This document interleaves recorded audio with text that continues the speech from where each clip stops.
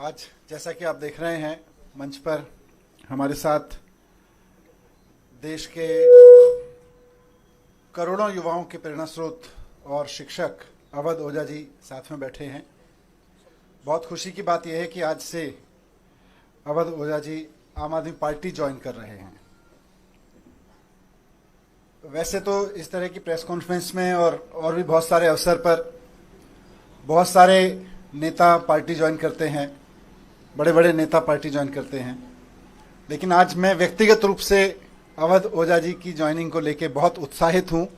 मेरे लिए व्यक्तिगत रूप से बहुत बड़ा दिन है, मैं ऐसा समझता हूं, क्योंकि मैंने खुद अपना जीवन शिक्षा को समर्पित कर रखा है। अगर मेरे सामने कोई ऑप्शन हो कि राजनीति को चुनना है या शिक्षा को चुनना है, तो शायद मैं शिक्षा पर काम करते हुए आगे निकल जाऊंगा राजनीति की जगह। वही जज्बा, वही समर्पण शिक्षा को लेके और अभी तक की पूरी जिंदगी में वही काम मैंने अवध ओझा जी का देखा है। करोड़ों युवाओं को न सिर्फ प्रेरित किया है, बल्कि अपने काम से उन्होंने उनकी ज़िंदगी बदली है। और उसके अलावा भी जिस तरह का काम उन्होंने ऑनलाइन माध्यम का इस्तेमाल करते हुए किया है, तो वे एक बहुत बड़े शिक्षक हैं। आज आम आदमी पार्टी ज्वाइन कर रहे हैं। मैं उम्मीद करता हूं कि उनकी ज्वाइनिंग से हम सब बहुत एनरिच होंगे, देश का शिक्षा तंत्र बहुत मजबूत बनेगा। मैं माननीय अरविंद केजरीवाल जी, हमारे नेता और राष्ट्रीय कन्वीनर से अनुरोध करता हूं कि श्री अवध ओझा जी को फॉर्मल ज्वाइनिंग करा के पार्टी में उनका स्वागत करें।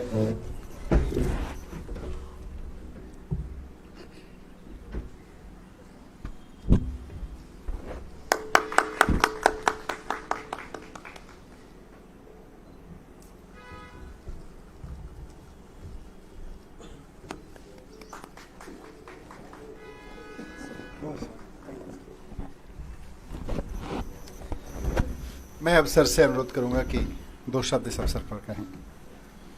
अवध ओझा जी। जय हिंद फ्रेंड्स। सबसे पहले मैं आम आदमी पार्टी और आम आदमी पार्टी के सर प्रमुख अरविंद केजरीवाल जी, मनीष सिसोदिया जी, सबको सहृदय से धन्यवाद देता हूं कि उन्होंने मुझे राजनीति में आकर शिक्षा के लिए काम करने का अवसर दिया है। शिक्षा एक ऐसा माध्यम है जो परिवार, समाज और राष्ट्र की आत्मा है। जितने भी देश दुनिया में महान हुए, उनकी पृष्ठभूमि में कहीं ना कहीं शिक्षा का योगदान रहा। तो मैं आज अपनी इस राजनीतिक पारी की शुरुआत पर आप सबसे ये बात साझा करना चाहता हूँ।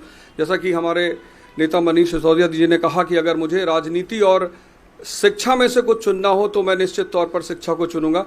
ऐसा ही कुछ उद्देश्य मेरा भी है और राजनीति में आकर शिक्षा का विकास मेरा सर्वोत्तम उद्देश्य है।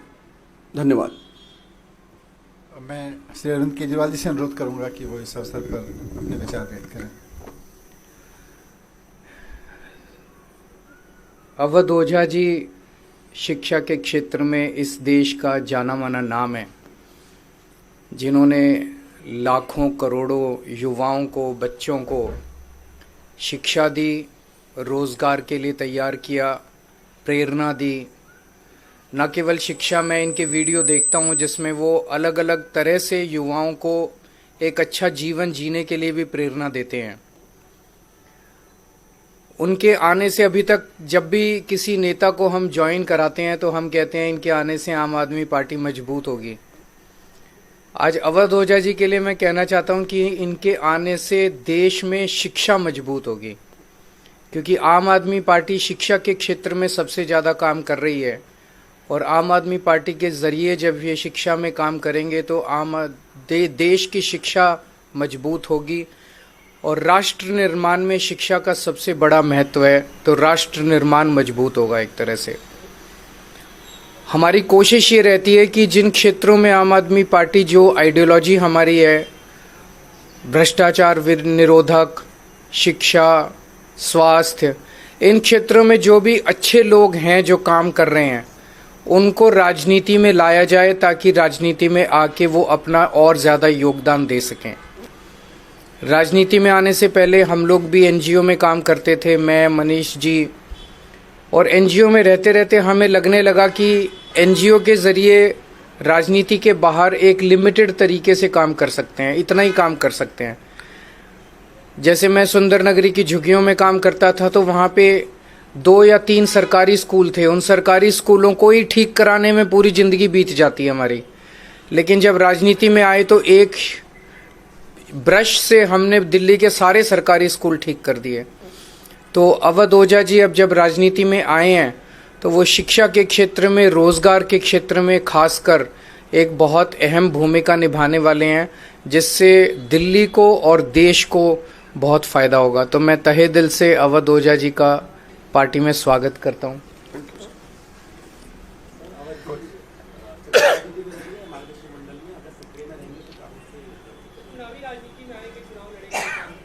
अब तो मैं पार्टी का हिस्सा हूं, तो पार्टी जो भी आदेश करेगी मैं वही करूंगा।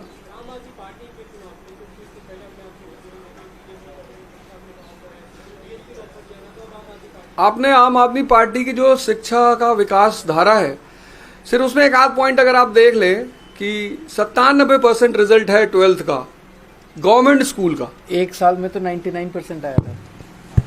एक साल में 99%। 2015 में सिर्फ 15 लड़कों ने, गवर्नमेंट स्कूल के लड़कों ने IIT मेंस क्वालिफाई किया था। इस बार 783। और मेरा यही कहना है, मैं तो हमेशा ये नारा देता हूं कि शिक्षा शेरनी का दूध है, जो पिएगा वो दहाड़ेगा। और डॉक्टर सर्वपल्ली राधाकृष्णन जी कहते थे कि 2 क्षेत्रों में देश के अच्छे दिमागों को आगे बढ़ना चाहिए, एक शिक्षा और एक राजनीति।